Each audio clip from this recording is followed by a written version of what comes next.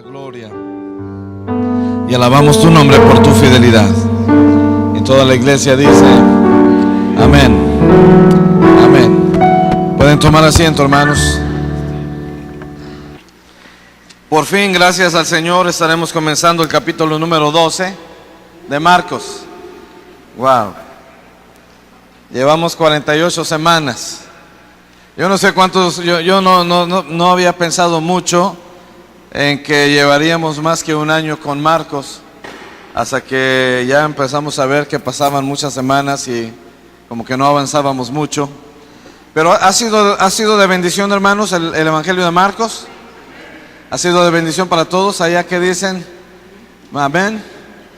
Creo que ha sido de mucha bendición en las casas de bendición, porque esa es la idea, que en las casas de bendición haya bendición y que las bendiciones siempre sobreabunden en las vidas de todos los que van a una casa de bendición. En conclusión, habrá bendición cada día. Amén. Amén. Vamos al Evangelio de Marcos, capítulo número 12. Ahí comenzamos esta noche. Esta es la Maxi Casa de Bendición. Esta es mi casa de bendición, hermanos, con todos ustedes. Y luego ustedes tienen casa de bendición con todos los demás. La verdad es que comparto este tema en 2 o 3 lugares diferentes, a veces más que 3 durante la semana, pero siempre el miércoles es la primera vez que lo comparto. Marcos capítulo número 12, y veremos la historia de los labradores malvados. Pero el tema de la semana se llama ¿dónde están los frutos? Es una pregunta para nosotros. ¿Dónde están los frutos? Es una pregunta para la iglesia, es una pregunta para nosotros como líderes de la iglesia. ¿Dónde están los frutos? Y el texto clave es el versículo número 2, dice: y a su tiempo envió un siervo a los labradores para que recibiese de estos del fruto de la viña, para que recibiera de los que estaban labrando, de ellos recibirían el fruto de la viña. Leemos la historia, comenzamos con el versículo número 1, dice: entonces comenzó Jesús a decirle por parábolas. Un hombre plantó una viña, la cercó de vallado, cavó un lagar, edificó una torre y la arrendó a unos labradores y se fue lejos. Y a su tiempo envió un siervo a los labradores para que recibiese de estos del fruto de la viña. Mas ellos, tomándole, le golpearon y le enviaron con las manos vacías. Volvió a enviarles a otro siervo, pero apedreándole le hirieron en la cabeza y también lo enviaron afrentado. Volvió a enviar a otro y a este mataron, y a otros muchos golpearon, y a unos golpeando a unos y matando a otros. Por último, teniendo aún un hijo suyo, amado, le envió también a ellos diciendo: tendrán respeto de mi hijo. Mas aquellos labradores dijeron entre sí: este es el heredero, venid, matémosle, y la heredad será nuestra. Y tomándole, le mataron y le echaron fuera de la viña. ¿Qué pues hará el Señor de la viña? Vendrá y destruirá a los labradores y dará su viña a otros. Ni aún esta escritura habéis leído. Es una pregunta. La piedra que desecharon los edificadores ha venido a ser la cabeza del ángulo. El Señor ha hecho esto y es cosa maravillosa a nuestros ojos. Procuraban prenderle porque entendían que decía contra ellos aquella parábola, pero temían a la multitud y dejándole se fueron. ¿Quiénes fueron estos últimos que le dejaron y se fueron? Eran los fariseos, eran los religiosos. ¿Podría cualquiera de nosotros jugar un papel hoy en día como fariseo? ¿Sí? ¿Podría cualquiera de los que estamos aquí jugar un papel como religioso como en aquellos tiempos? Sí, ¿verdad? Podríamos cualquiera de nosotros estar en el papel de ellos, de tal manera que esta palabra es para nosotros también el día de hoy. Y como dicen por ahí, si nos cae el saco, hay que ponérselo. Ok, yo espero que nadie tiene la necesidad de eso, pero encontraremos verdades para nuestras vidas esta noche. El primer punto de esta noche es: Dios envió a su Hijo. En esta simple sentencia nos da un panorama muy amplio. ¿A qué envió Dios a su Hijo Jesús? Recordemos que en el Evangelio de Marcos, los primeros 8 capítulos, se nos estuvo describiendo quién es este hombre, que los vientos y el mar le obedecen. ¿Quién es este hombre que aún los demonios se le sujetan? Pero del versículo 8 en adelante hemos estado viendo a qué vino Jesús. Jesús vino a salvar al mundo. Jesús vino a predicar el Evangelio. Jesús vino para cambiar nuestras vidas. Jesús vino para darnos ejemplo de que la vida con Dios es posible. Jesús vino para dar testimonio de su Padre. Jesús vino para establecer el reino de Dios, y ya hemos estado viendo algunas de estas cosas. Pero Dios ha enviado a su Hijo. Ahora, esta historia, ahí tenemos un paréntesis de cómo podríamos dramatizarlo. Creo que está bastante claro. Un hombre, la historia relata la vida de un hombre, al parecer un hombre poderoso, era dueño de la tierra, planta una viña, construye una torre, hace un lagar, prepara todo. En otras palabras, arma un negocio completo y lo entrega a unos labradores. ¿Cuál es la tarea de los labradores? Trabajarlo, es servirle al dueño, trabajando en su viña, cuidando la viña, limpiando la viña, haciéndola que produzca. Podemos llevar esto a diferentes esferas en nuestras vidas. Lo podemos llevar en la esfera de la iglesia.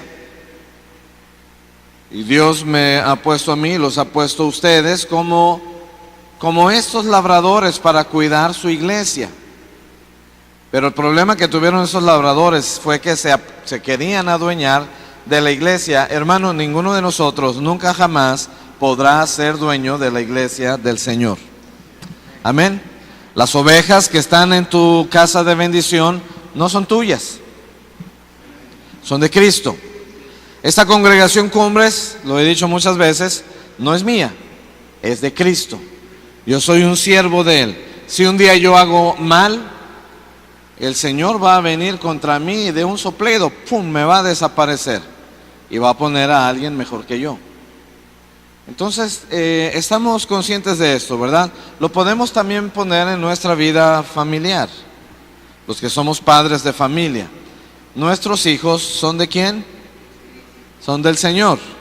Nosotros los cuidamos, nosotros los educamos, nosotros vamos a hacer que el fruto de la palabra del Señor se produzca en ellos. Dios envió a su Hijo Jesús porque muchos no es que habían fracasado, pero estos malvados labradores habían matado a todas las personas que Dios el Padre había enviado. Dios envió a sus siervos, envió profetas, envió gente a predicar el mensaje. El último de los profetas, Juan el Bautista, también lo mataron. El pueblo no creyó en muchos de ellos, tenían sus ideas. Eso pasa también en la iglesia moderna.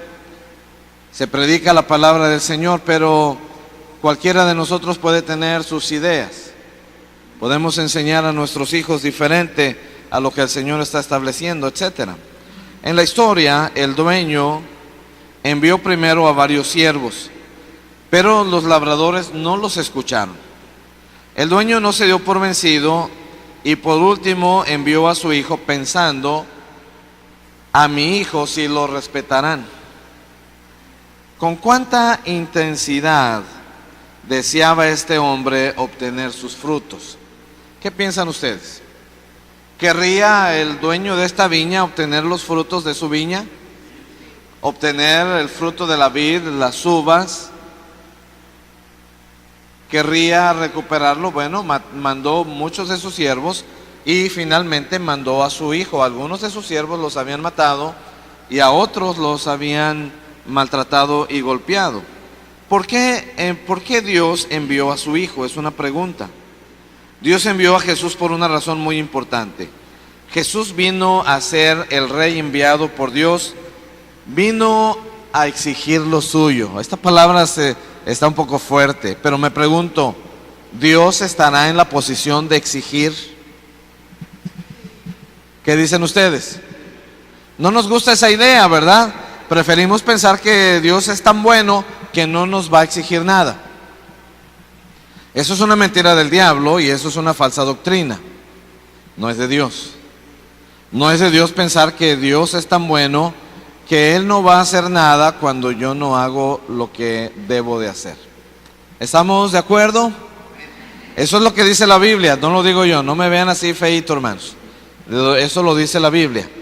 Pero si pensamos que Dios está en la posición de exigir, entonces es nuestra responsabilidad rendirle fruto. Quizás este mensaje, más que para los miembros de la casa de bendición, es para nosotros los líderes de las casas de bendición. Y Dios vendrá con nosotros para exigir fruto en su viña. Y tendría que preguntarme esta noche, y les preguntaría esta noche, ¿cuál es el fruto que hemos dado para el Señor en las casas de bendición? He platicado con muchos de los líderes de las casas de bendición y hay algunas casas de bendición muy bonitas y muy florecientes, pero siempre mi pregunta es, bueno, de todos los que están, y te lo pregunto a ti y a ti y a ti, a todos los que tienen casas de bendición, ¿cuánta gente ahí en la casa de bendición ha entregado su vida a Cristo? Ese es el fruto que el Señor va a venir a demandar un día de nosotros. Él va a venir para levantar esa cosecha. Quizás la mayor demanda que tendremos los cristianos será sobre este tema del fruto. ¿Cuál es el fruto que hemos dado para el Señor? Y no será fruto de haber dado grandes ofrendas, no será el fruto de haber servido en algún ministerio, no será el fruto de, no sé, barrer o limpiar este lugar, o de ir de viaje, lo que sea. ¿Cuántas almas alcanzamos para Cristo? ¿Cuánta gente se ha salvado? Hermano, debe arder eso en nuestra vida, en nuestro corazón, que gente venga a los pies de Jesús. La gente se está yendo al infierno, hermanos. La gente se está muriendo sin Cristo. La gente está perdida, sin esperanza, sin Dios. Y la iglesia de Cristo tiene que levantarse. Y como el Señor Jesús, cuando vio a las multitudes, tuvo compasión de ellas. Nosotros muchas veces no tenemos compasión de las multitudes. No tenemos compasión de la gente que está en problemas. Hermanos, necesitamos compasión y necesitamos dar ese fruto para el Señor.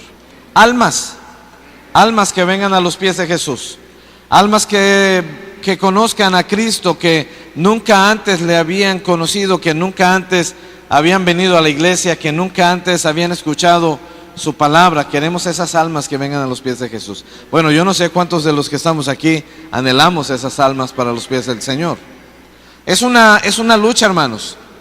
Y el ministerio y el ser líder de una casa de bendición no es fácil. Ya se dieron cuenta los que son líderes, ¿verdad? No es fácil, no es fácil.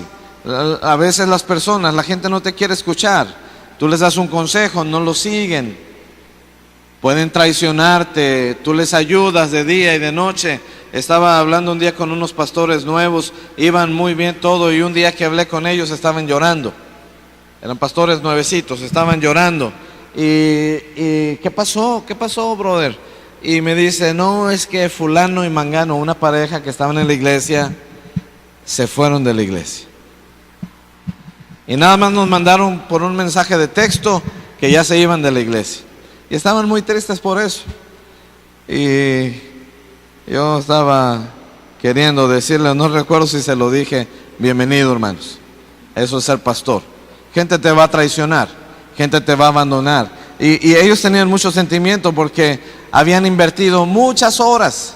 Hermanos, ellos estaban tan emproblemados y muchas horas les dedicamos para que salieran adelante y sus hijos se entregaran al Señor y se volviera a restaurar toda la familia y se restaurara el matrimonio, y nomás con un mensajito de texto te dicen adiós. Bueno, no sé si a alguien le ha pasado eso en alguna casa de bendición, pero a pesar de eso, hermanos, no debemos de rendirnos, ¿verdad? Debemos de seguir estableciendo el reino de Dios. Amén.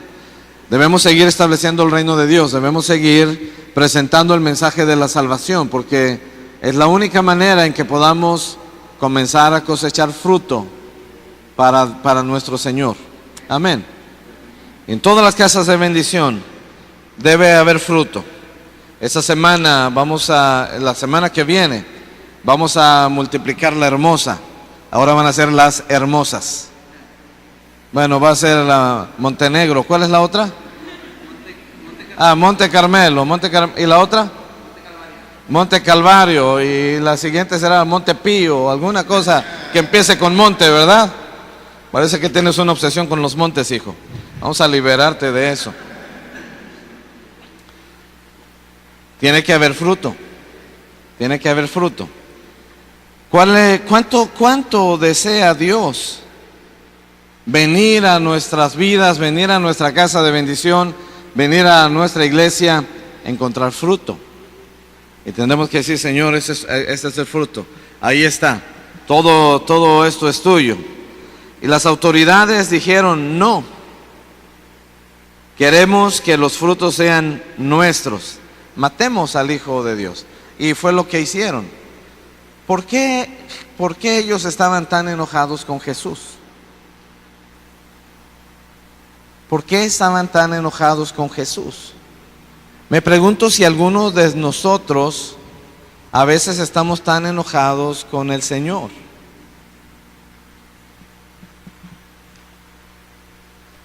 Bueno, no se enojan con el Señor, se enojan con el pastor, ¿verdad? Cuando les dice: párate ahí, eso no va bien por ahí, dale por acá. Jesús, el ministerio de nuestro Señor fue muy poderoso. Nunca antes había habido un ministerio tan poderoso como el que él estaba desarrollando. Esa gente religiosa, muy religiosa, tuvieron que reconocer que Jesús venía de Dios, porque nadie podría hacer las señales que él hacía. Aunque habían venido profetas muy ungidos, pero nadie hizo las señales que Jesús hizo.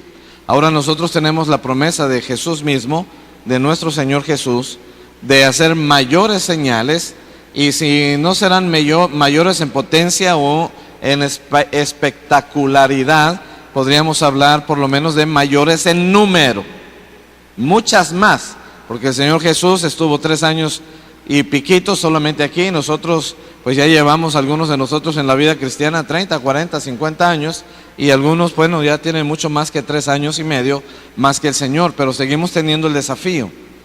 Y tendremos que caminar tomados de la mano del Señor, y que en cualquier momento y en todo momento le rindamos al Señor cuentas de todas las cosas que estamos haciendo.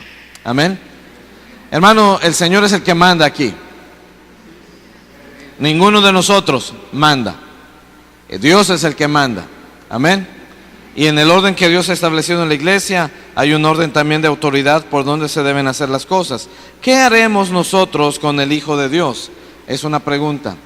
¿Le permitiremos entrar a nuestra casa de bendición o es nuestra? ¿Le permitiremos entrar a nuestras familias o es nuestra la familia? Había una iglesia que iban a celebrar un aniversario. Creo que era 100 aniversario de la iglesia. Eso no fue aquí en Monterrey, porque a lo mejor pensamos en alguna que ya cumplió 100 años. ¿Saben que hay una iglesia que ya cumplió 100 años aquí en Monterrey? ¿Sí? Hay una iglesia, está en la calle Aramberri y Guerrero. La primera iglesia bautista. La primera iglesia. Fue la primera iglesia que se fundó en toda América Latina. Es interesante el dato. Ya cumplió 100 años hace no sé cuántos años. Ya tiene más de 100 años ahora. Pero aquella iglesia cumplía algo como 100 años y iban a tener una celebración. Entonces estaban buscando un predicador que llevara un mensaje. para esa celebración de aniversario. Uno de los líderes de esa iglesia había escuchado por el radio a un predicador que había compartido un mensaje que él decía, el mensaje me tocó, era un mensaje muy poderoso y yo creo que debemos invitar a este hombre. Entonces investigaron en la estación del radio quién era ese hombre, le dieron los datos, le llamaron por teléfono y lo invitaron para predicar en el domingo del aniversario de 100 años. Y cuando llegó el hombre, los sugieres que estaban ahí en la puerta no lo dejaron entrar. Era negro y la iglesia era de blancos. Y le dijeron y que él quería entrar, dijeron, y los sugieres dijeron, disculpe, pero usted no puede entrar a esta iglesia. Y él comenzó a decirles, bueno, pero es que yo soy el predicador invitado, yo voy a predicar aquí, usted no puede entrar a esta iglesia. Y pues se hizo la cosa grande, total que pues ya salieron más líderes y ahí en la puerta decidieron, no puede entrar, es negro. Bueno, gracias a Dios que no tenemos esas cosas aquí en México, o sí las tenemos de repente, ¿verdad? Hay gente racista, es que tú eres de aquella colonia y yo soy de esta otra, y es que tú eres, esta es la casa de bendición de los altos. No de los altos de la colonia, sino de la gente alta, y tú eres chaparro, entonces no puedes entrar. Y se hacen ese tipo de grupos, ¿verdad? Pero decidieron ahí en la puerta de aquella iglesia, aquella mañana, no dejar entrar al predicador. Entonces, pues él se retiró, cruzó la calle, había un parquecito frente a la iglesia, y entonces él se sentó en una banca y comenzó a llorar. Y estaba llorando, y vino el Espíritu Santo y le dijo, ¿qué pasa? Y dice, Señor, es que no me dejan entrar. Y dice que el Señor le contestó, no te preocupes, a mí tampoco me han dejado entrar. ¿Cómo está nuestra familia? ¿Hemos dejado entrar a Cristo? ¿Cómo está nuestra casa de bendición? ¿Hemos dejado entrar a Cristo? ¿Cómo está tu negocio? Si tienes un negocio, ¿has dejado entrar a Cristo en tu negocio? ¿Has dejado entrar a Cristo a tus círculos de esparcimiento, de diversión, de juegos? ¿Hemos dejado entrar a Cristo? Hermano, Dios ha enviado a su Hijo porque quiere recoger el fruto de nuestras vidas. Dejemos lo que entre y dejemos que Él tome el fruto que a Él le pertenece, porque finalmente la obra la hace Él. Recuerda que Dios lo envió, es muy importante. Él exige que demos frutos, nos dice que nos arrepintamos de nuestros pecados y que creamos en Él. En Marcos 1:14, ¿acaso le respondes, no, vete? ¿O te excusas, ahora estoy ocupado? ¿Le dirías que no al Hijo de Dios? ¿Qué haríamos en estos momentos, en estas circunstancias? Siempre me gusta poner ese ejemplo. ¿Qué haríamos si el Señor Jesús estuviera aquí ahorita, físicamente, estuviera aquí enseñándonos? No, le rendiríamos toda nuestra vida, ¿verdad? Le daríamos alabanza, le quisiéramos estar cerquita. No estaríamos en las filas de atrás, estaríamos en las primeras filas. Algunos hasta estarían sentados aquí en el suelo porque quería estar tan cerca del Señor. Sí. Por eso Bracho está en la primera fila todos los días. Sí. Con el Señor no hay excusas, con el Señor no estaremos tan ocupados. ¿Qué hará Dios? Y esta es una pregunta tremenda. Ahí en el versículo número 9 dice, ¿qué pues hará el Señor de la viña? ¿Vendrá y destruirá a quiénes? ¿A quiénes va a destruir? Todo en el versículo 9. A los labradores. Hoy en día, ¿quiénes son los labradores? Nosotros. Me pregunto, ¿podría Dios un día venir y destruirnos? Estaba hablando de otro tema con Mario hoy en la mañana. Era un tema diferente a lo que estamos hablando, pero quiero aplicar algo de lo que hablamos esta mañana. Y él dijo, pero es que estamos en la gracia. Y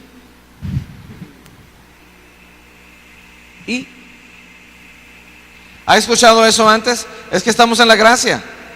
Dios no me puede destruir. Dios es tan bueno, Él me ama.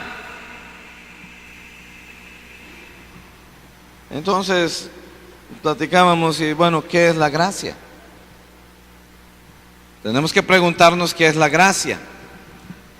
Porque nos enfrentamos a un pasaje aquí en esta parte de la Escritura, donde sí Jesús está dando Él mismo con sus propios labios esa enseñanza. Y dice, ¿qué va a hacer el dueño? Vendrá y destruirá a estos labradores. Me pregunto, ¿Dios querrá hacer eso hoy con nosotros? O más bien, ¿es una palabra para el día de hoy en nuestros tiempos? El apóstol Pablo ve las cosas a lo mejor un poquito más amable, pero igual de impactante cuando habla de la Santa Cena y dice, cualquiera que come del pan o bebe de la copa indignamente. Tendríamos que definir esa palabra indignamente. Pero continúa en el pasaje, dice, será culpado del cuerpo y de la sangre del Señor. Por eso hay muchos debilitados entre vosotros y algunos, ¿qué dice? Duermen. Esta palabra duermen literalmente también se traduce como muertos. No hay tal en la Biblia como un sueño del alma, por ejemplo, si alguien ha escuchado ese término anteriormente. Dice, algunos ya murieron, algunos hermanos que comieron del pan y de la copa indignamente, murieron, y por eso hay muchos enfermos y hay muchos debilitados. ¿Se dará en nuestras vidas hoy en día? Sí, se da en nuestras vidas. ¿Qué tenemos que hacer entonces, hermano? Tenemos que caminar con Cristo. El camino con Cristo es una gran bendición. Amén. Hay fortaleza, hay bendición, hay poder, hay victoria. Pero el precio de esa victoria, hay una vida abundante. Jesús dijo que tendríamos una vida abundante. Dijo, el diablo vino para matar, robar y destruir. Son cosas que aún en la iglesia, muchos cristianos, es el pan de cada día. Están medio muertos, tienen pérdida de paz, tienen pérdida de gozo, tienen pérdida de salud, tienen pérdida de cosas materiales, tienen pérdidas de dinero y tienen la vida destruida. ¿Por qué un cristiano tiene la vida destruida? ¿Puede un cristiano tener una vida destruida? Si no nos agarramos de Cristo y no caminamos con Él. Jesús dijo, tome su cruz cada día y sígame si quiere ser mi discípulo.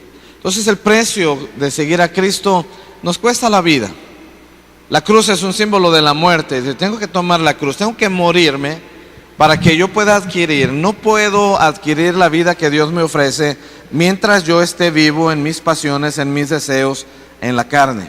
Tengo que haber muerto a mis deseos, tengo que haber muerto a mi voluntad, tengo que haber muerto a lo que yo en la carne anhelo y rendir mi vida al Señor y ya no presentar los miembros de mi cuerpo para servir a la injusticia, para servir al pecado, sino ahora presento mi vida al Señor para servir a Él, para servir a la justicia, para hacer la voluntad de Dios. La promesa de eso, el Señor Jesús, tendrán una vida abundante. El diablo quiere matarlos, el diablo quiere destruirlos, el diablo quiere robarles todo lo que yo les doy, pero yo he venido para que tengan vida, y la vida que Él ofrece no es cualquier vida, es una vida en abundancia.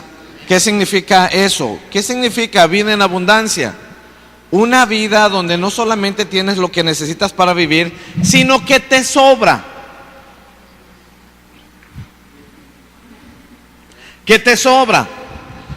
Te sobra la paz, te sobra el gozo, te sobra todo. Póngale cosas del alma, cosas del espíritu, cosas materiales, sobra todo. Es la vida que Dios nos ofrece. Y no necesariamente esto quiere decir que el Señor nos hará millonarios. Dice, habrá abundancia. Yo les doy una vida abundante, que sobre. De tal manera, ¿cuál es el propósito por el cual Dios quiere que nos sobre? Porque Él nos llama para que nosotros seamos canales de bendición y compartamos con otros. Sí. Si hablamos de cosas materiales, ¿quiere que Dios le dé más? Comparta con otros lo que tiene. Pruebe al Señor. Comparta con otros lo que tiene. Le dijo al joven rico, el muchacho había guardado todos los mandamientos desde su juventud, pero le dijo, una cosa te falta, vende todo lo que tienes y dalo a los pobres. No dice la Biblia que después haya regresado, no dice que regresó o no regresó, pero dice que se fue triste porque tenía muchas posesiones. Hermano, en el tema de la avaricia, no sé, lo tocamos el domingo, ¿verdad? La solución para la avaricia, ¿sabe cuál es?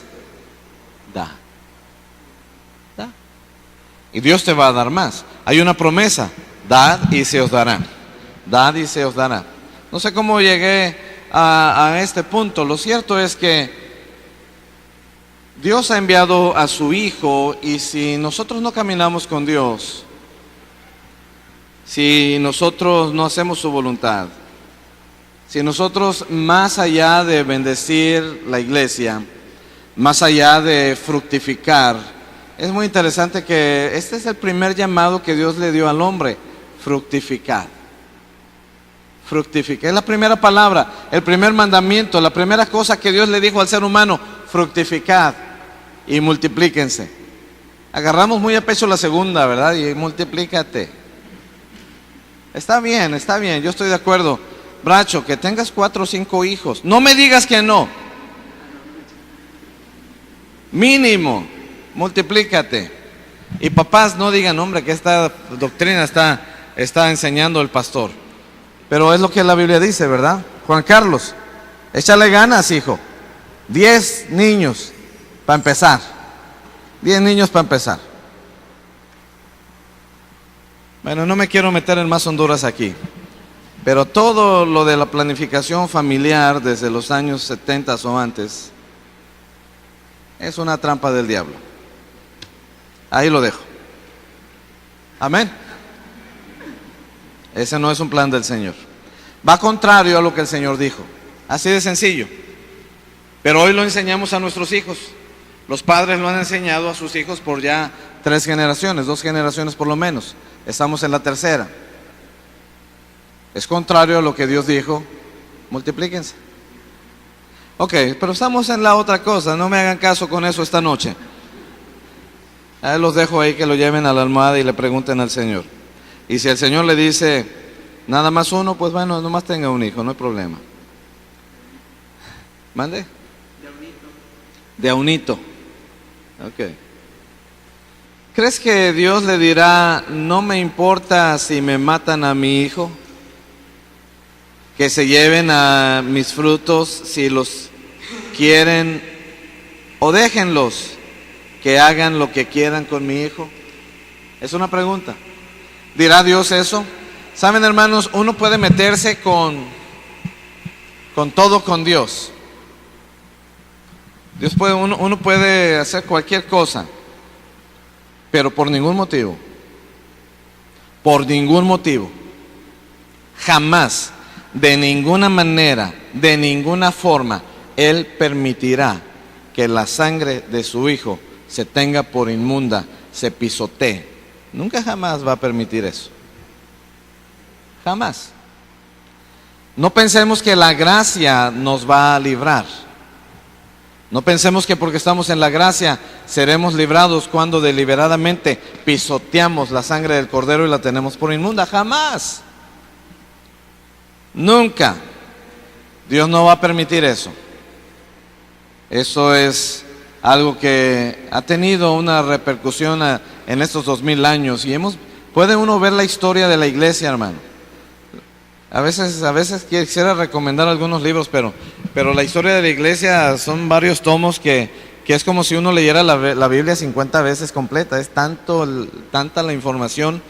Pero si tiene oportunidad, lea la historia de la iglesia. Se va a dar cuenta cómo a través de la historia ha habido hombres que pisotearon la sangre del Cordero. Y en la misma historia de la iglesia vemos las consecuencias que sufrió.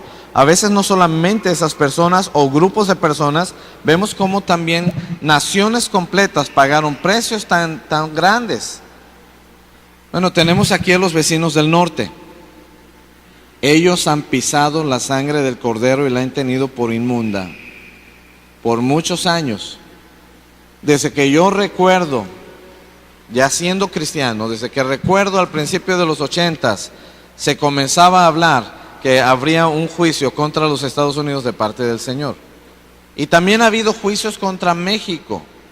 En nuestra ciudad de Monterrey acabamos de tener un juicio hace 2 o 3 años.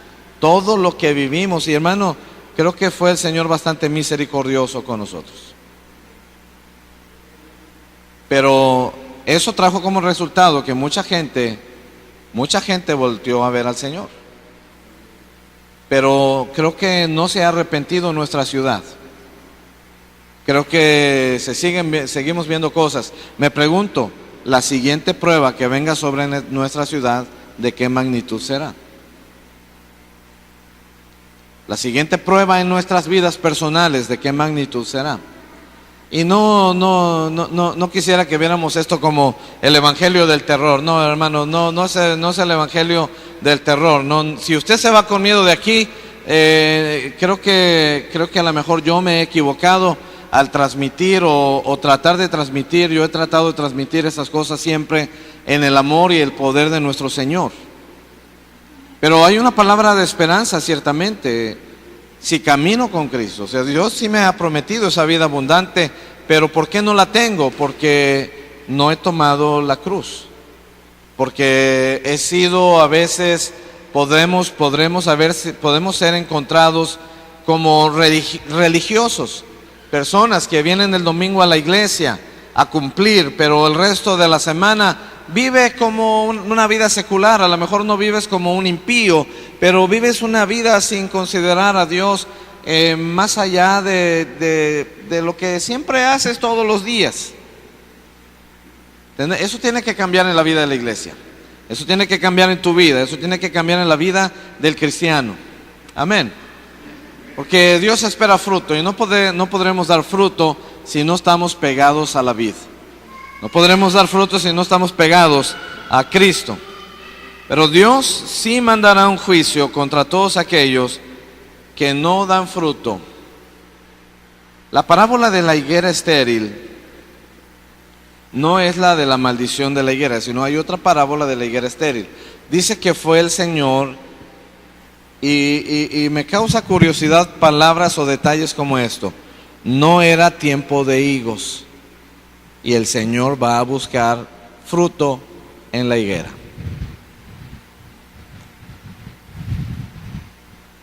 Sea tiempo o no sea tiempo, Dios espera fruto de nosotros. Esté bien o me sienta bien o no me sienta tan bien, Dios espera fruto de nosotros. Ande con muchas pruebas o ande sin pruebas, Dios espera fruto de nosotros. Pero dice que fue a la higuera y no encontró fruto en ella. Y dijo, córtenlo y échanlo a fuego. Ese es la sentencia cuando no hay fruto: ser cortado y ser echado al fuego. Pero en esa historia el labrador dice, Señor, permíteme, déjame que la abone un año y la pode. Y si después de un año no da fruto, entonces sí la cortamos. Hermano, Dios nos dará eventualmente oportunidades. ¿Cuántas? No lo sé. La misericordia de Dios es nueva cada mañana, es nueva cada mañana. Dios verá alguna luz de esperanza en nuestras vidas. Finalmente Él conoce el futuro y Él sabe lo que haremos. Él sabe si responderemos. Pero nosotros podremos tomar una decisión en la vida. Y Dios espera que tomemos una decisión en nuestra vida de ser fructíferos. Decir, Señor, voy a hacer esto. A lo mejor no he podido todavía con esta área, pero vamos a dar fruto para el Señor. Eso en el camino se va a ir quitando. ¿Quiere arreglar su vida? ¿Quiere librarse de los problemas? Amén. ¿Cuántos quieren arreglar su vida? Comience a servir al Señor, comience a dar fruto, y en ese camino Dios irá poniendo su mano sobre nosotros, porque si yo me ocupo de las cosas del Señor, Él va a ocuparse de mis asuntos. Él va a ayudarme, Él va a transformarme, Él va a librarme de mis enemigos. ¿Cuántos tienen algún enemigo que se llama deuda? medio mundo, ¿verdad? Dice, yo voy a librarte de tus enemigos.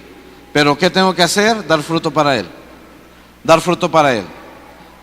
Nos declaramos incompetentes para administrar. Podemos declararnos incompetentes para poder tener un carácter bueno. Pero cuando nos rendimos al Señor, yo no puedo hacer nada con mi vida. Aquí estoy, tú toma mi vida, yo voy a servirte. ¿Qué hago? Y el Señor va a comenzar a darnos instrucciones.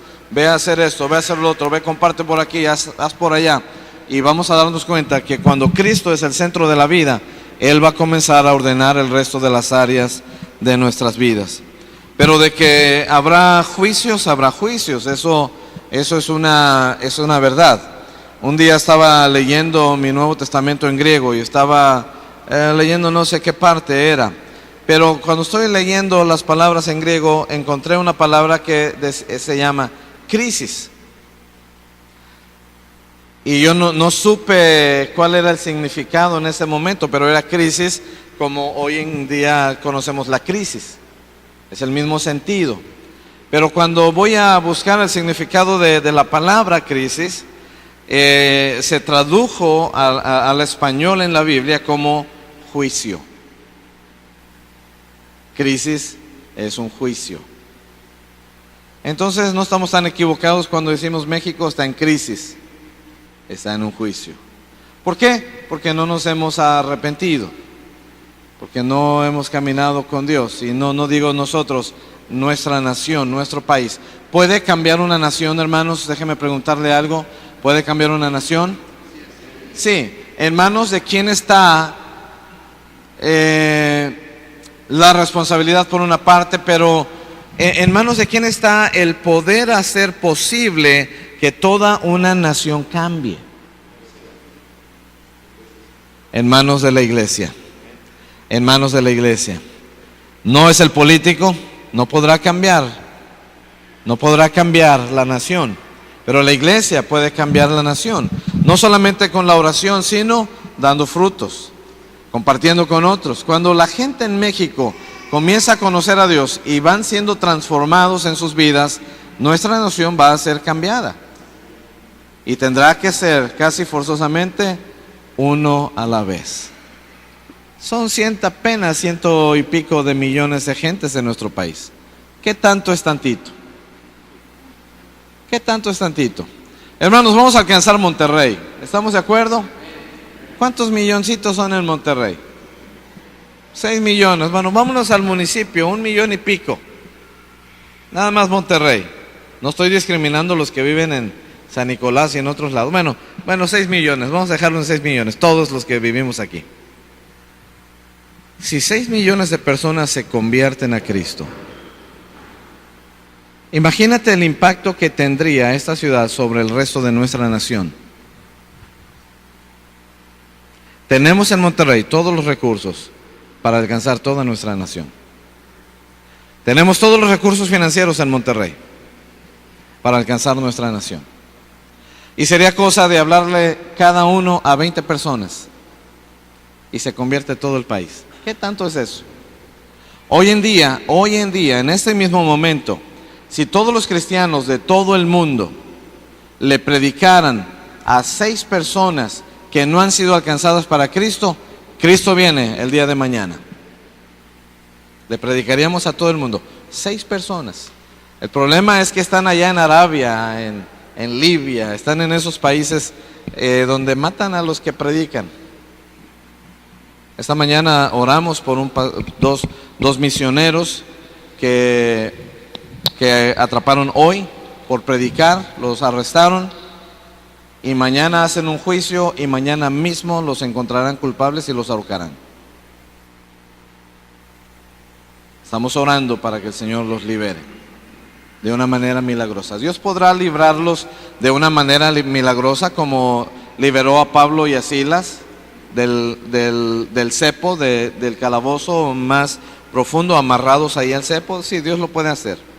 Ahora, continuando aquí con la hoja, claro que no, Dios estaba enojado y castigará a los que no aceptaron a su Hijo, juzgará a los que no le entregaron sus frutos. Hermanos, marchemos en humildad en este sentido Y todas las almas que el Señor nos da son de Él. No son nuestro reino, no es nuestro grupo, no es mi ministerio, no es nada de eso. Es la obra del Señor. Jesús será la piedra más importante en el nuevo templo de Dios. Su iglesia, tal como lo dijo en el Antiguo Testamento, y leímos el pasaje, aún esta escritura habéis leído, la piedra que desecharon los edificadores ha venido a ser la cabeza del ángulo. El Señor ha hecho esto y es cosa maravillosa a vuestros ojos. Cristo, hermanos, es la principal cabeza, la principal piedra de la construcción, la piedra angular. En términos de arquitectura, tú eres arquitecto, ¿verdad? Ingeniero. No, arquitecto, no, ingeniero. ¿Algún arquitecto? ¿Es importante la piedra angular?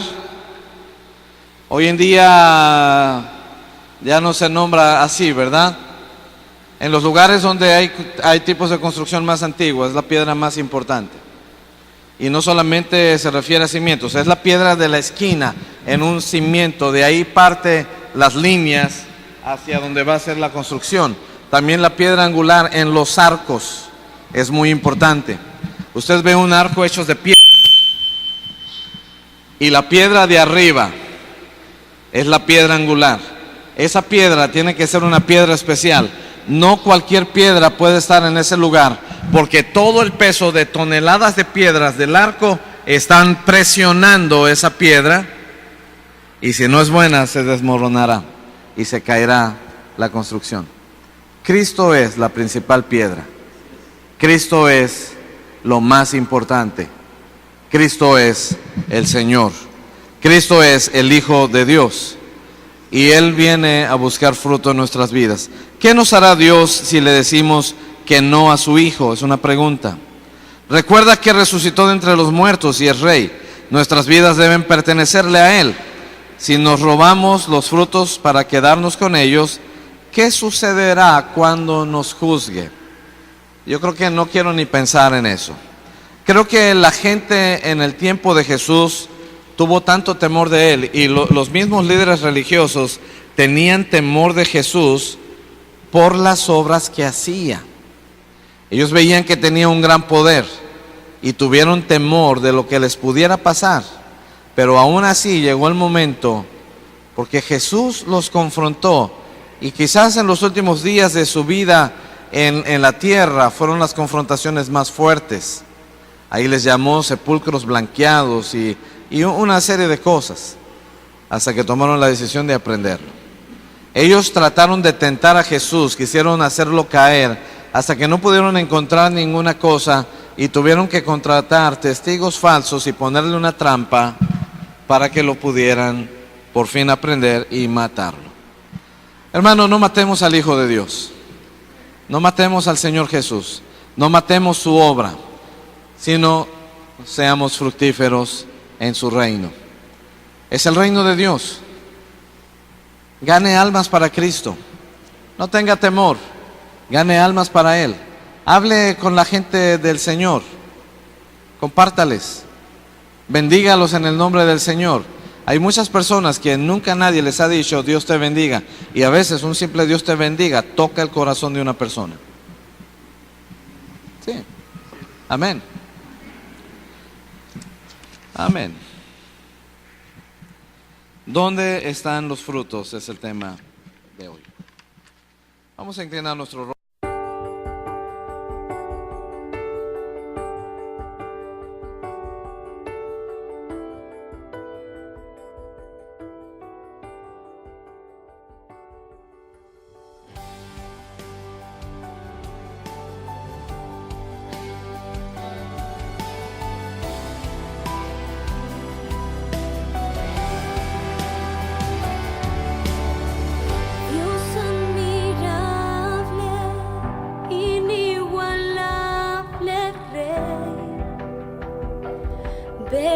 Verdadero y fiel, Dios eterno, en todo tiempo yo